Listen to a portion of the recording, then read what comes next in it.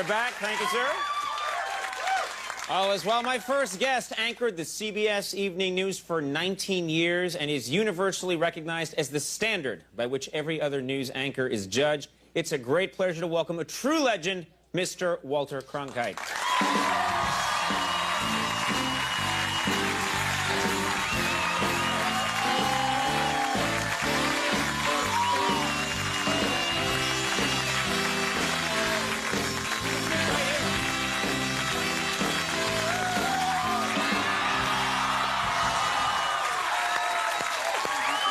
Thank you very much.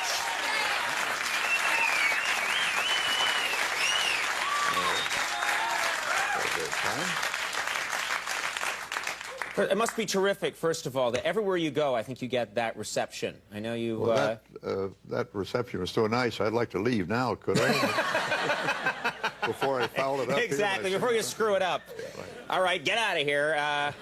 I have a lot to ask you because I grew up watching you every night on television, and my first question for you was always had such a distinguished look, as you still do on television and now.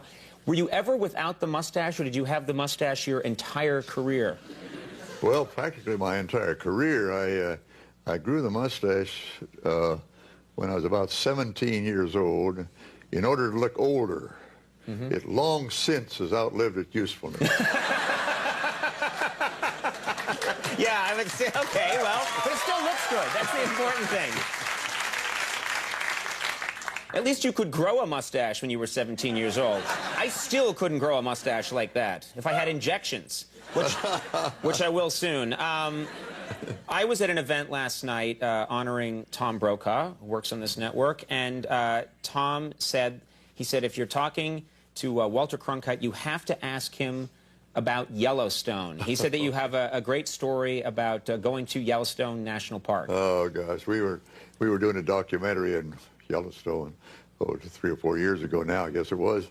But I was in one of those many shops that play to the tourists and gift shop, right? Of course, you know. And I was standing there pondering, buying a candy bar or something, and a nice little lady, cherries bobbing on her hat, that kind, came from New Rochelle.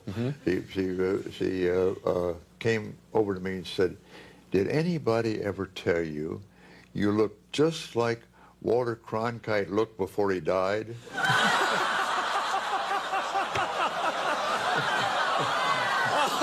God. Oh, my God. I was kind of taken aback. Taken aback a little bit. That's a nice way to put it. In fact, I turned away to keep from laughing in her face. I turned away and kind of walked toward the exit. My wife was standing there, Betsy.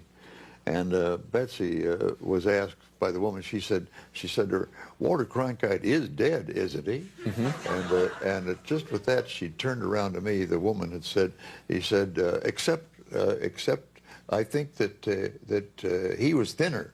I love that. Like, she hasn't done enough damage. And with that, Betsy said, she said to Betsy, actually, said, "Walter Cronkite is dead, isn't he?" And Betsy said, "Yes, I think he died of thinness." Your wife has got a sharp tongue, I've noticed. Yeah. Your wife, I guess just before the show, said to one of our producers, "Conan's hair looks very nice. It almost looks real."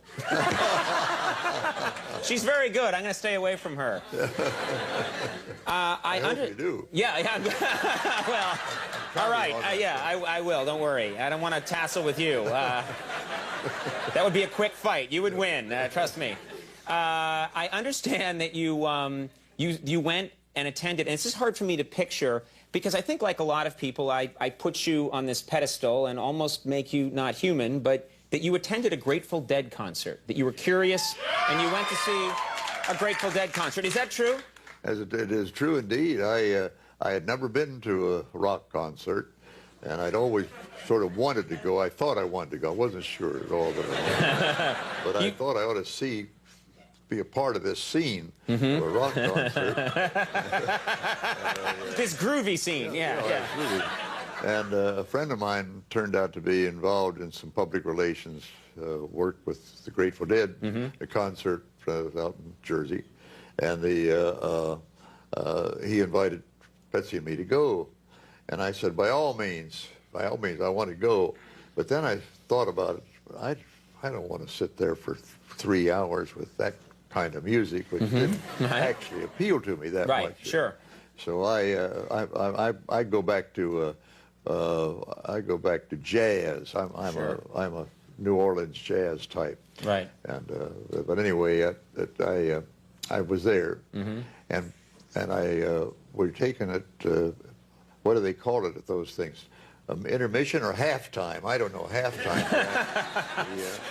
Of course, the band stopped playing for a while, and that was when halftime was a legitimate entertainment. Right.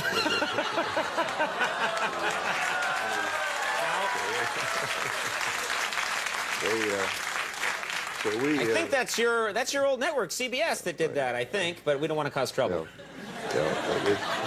It's a much younger network now than it was. At any rate, we went backstage and met the wives with the children. The Grateful Dead traveled with a whole nursery for the little kids that traveled with them, and they had all kinds of wonderful toys they played with, and I played with. And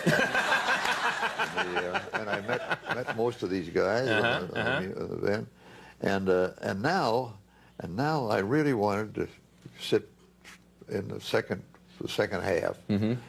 And I told everybody I had to leave at halftime because I had to catch a plane.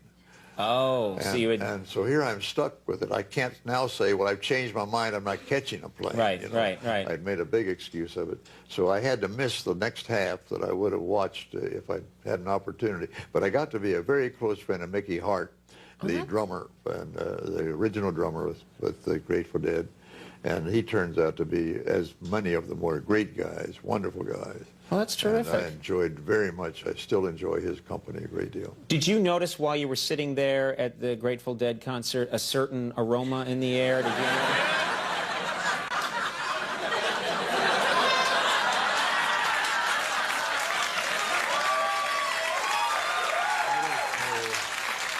I really don't know how to answer that. Don't know how to answer that? I think you just answered. You want to whisper to me what aroma?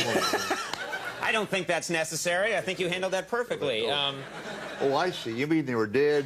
And yeah, that. oh, yeah, sure. Yeah, sure, yeah. You covered that very well. Yeah.